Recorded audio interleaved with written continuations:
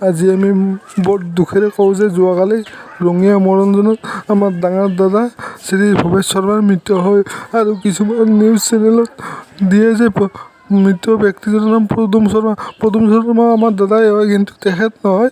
আমাৰ ডাঙৰ দাদা শ্ৰী ভৱেশ শৰ্মাৰ মৃত্যু হয়। কিন্তু এই গতিকে আপোনালোকক ভিডিঅ'টো জনাব বিচাৰিছোঁ। গতিকে আজি এই দুখৰ দিনত ডাঙৰ দাদা আমাক এৰি গৈছে আৰু মই অলপ আগতে দিয়া আগতে দিয়ে এই ফটোখন যে সেইখন আমাৰ ডাঙৰ দাদাৰ হয়। আপোনালোকে আশীৰ্বাদ কৰক আৰু তেখেতে যাতে য'তে আছে ভালে থাকক। সেয়ে আমাৰ এৰি কোনটো আজি বহুত মৰ্মাহত হৈছোঁ। আজি মোৰ ভিডিঅ'টোত এইটোৱে ক'ব বিচাৰিছোঁ যে মানুহে নিউজবিলাকত অলপমান চাই চিতি কৰে যেন।